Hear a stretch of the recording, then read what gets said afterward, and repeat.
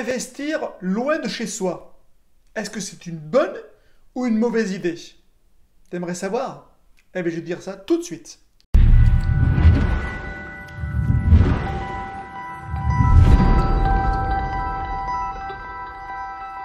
Si tu découvres ma chaîne à l'instant, je m'appelle Stéphane, je suis un investisseur immobilier depuis 2018, enfin en tout cas depuis 2018, janvier totalement, donc je suis un rentier immobilier.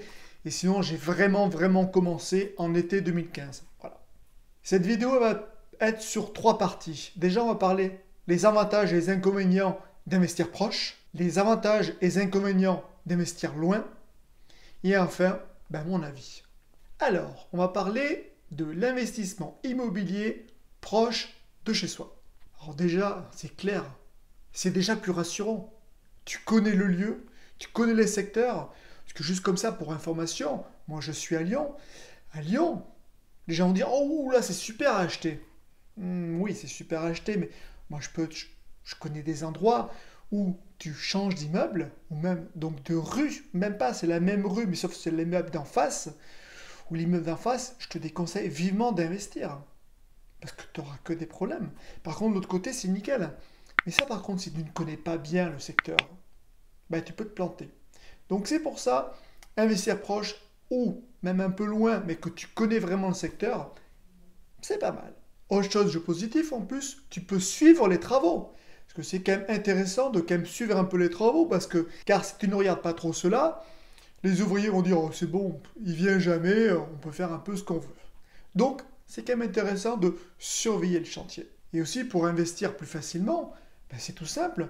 Tu as une annonce qui arrive, oui, dans 1 heure, tu peux les visiter. Ou si c'était beaucoup plus loin, c'est un peu plus difficile. Maintenant, je vais parler des inconvénients d'investir proche. Eh bien oui, parce qu'il y en a. En tout cas, à mon avis, il y en a. La première des choses, c'est que tu auras du mal à déléguer. Oui, parce que quand il y aura un petit truc, tu voudras y aller. Par rapport à un investissement loin, où tu dis, non, je ne vais pas faire 2 heures de route pour aller vérifier les toilettes. Donc c'est pour ça, l'un des problèmes, l'inconvénient d'investir proche, c'est qu'on aura du mal à déléguer.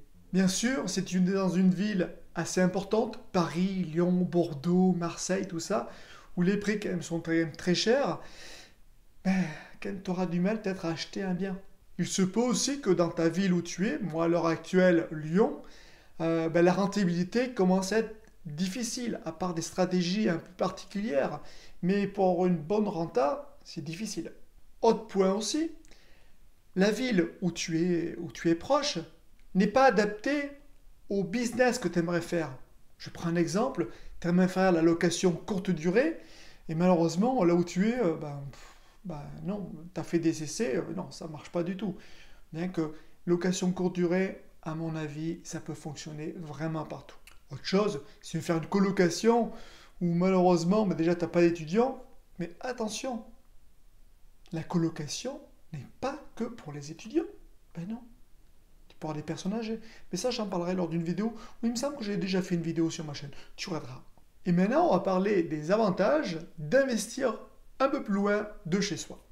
Déjà, ça peut être le prix. Tu es dans une ville assez chère, tu commences à t'exporter un peu, c'est beaucoup moins cher. Ça peut être aussi une ville plus dynamique. Imagine, tu es dans la campagne, paumé, tout ça, où vraiment pas grand-chose. T'aimerais quand même avoir un investissement, en tout cas sûr, en tout cas les premiers, moi je te conseille vivement, tu investis dans une ville un peu plus dynamique, où il y a un peu plus de mouvement. Un peu en parallèle, une ville patrimoniale. C'est-à-dire que dans cette ville-là, normalement ça ne va pas s'écrouler. À partir de Lyon ou d'autres villes. Après, il y a d'autres villes dont je tairai le nom. Donc, j'ai pas trop d'espoir pour ces villes-là. Mais bon, c'est comme ça. Autre chose intéressante pour quand on veut investir loin, c'est que tu as idée d'investir, peut-être pas spécialement pour toi, mais peut-être pour ton enfant. Parce que tu sais que il fait des études, ces études-là vont l'amener absolument à Paris, à Marseille ou peu importe. Tu dis, je vais commencer à acheter un truc pour lui. Au début, je vais mettre en location. Et puis après, quand il arrivera à ses études, il pourra en profiter. Ça peut être un truc. Un sacré avantage d'investir plus loin. Tu vas me dire, lequel? C'est déléguer. Ah ouais. Parce que quand tu vas être loin, tu ne pourras pas faire les petits trucs, machin chouette. Il va falloir que tu délègues. Donc déjà, être beaucoup plus libre. Parce que quand c'est proche, on a du mal à déléguer. Et autre chose que j'ai vu, mais il y a quand même moins d'investisseurs. Ah oui, la plupart des investisseurs vont faire peut-être les grandes villes, ainsi de suite, parce que c'est comme tout le monde, etc. Mais il n'y a pas que les grandes villes en France. Non, non, non, non, il y a des petites villes, des villages. C'est très intéressant. Il faut se renseigner. Et là, je vais partir sur les inconvénients d'investir loin. Ben, la première des choses, il va falloir trouver des agences, en tout cas avoir des contacts avec des agences pour qu'elles suivent un peu tes recherches. Il faudra aussi, important, trouver des bons artisans.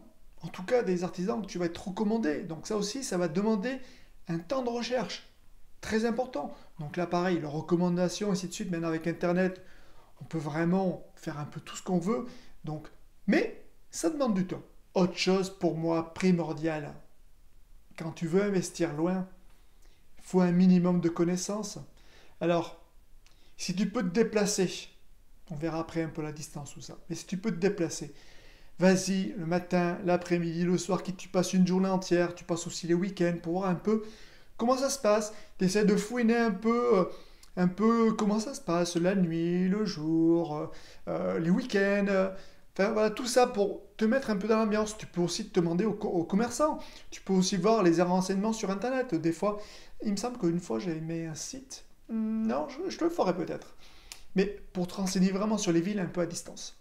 Pour moi, se renseigner, c'est vraiment important. Parce que je t'ai déjà dit dans les parties positives d'investir proche de chez soi, c'est qu'on connaît les lieux.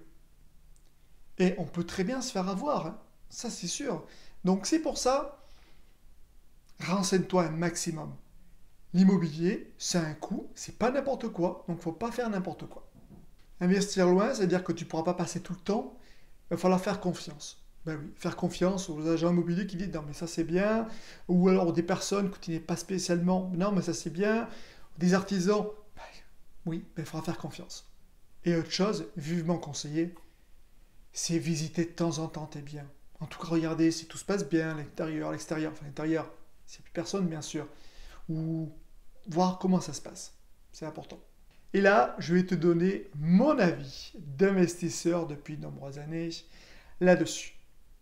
Personnellement, je n'ai pas investi loin, mais vraiment pas loin. Je connaissais tous les secteurs assez parfaitement. Autre chose, c'est au cas où je voulais réinvestir après, je ne dépasserai pas 1 heure et demie de voiture.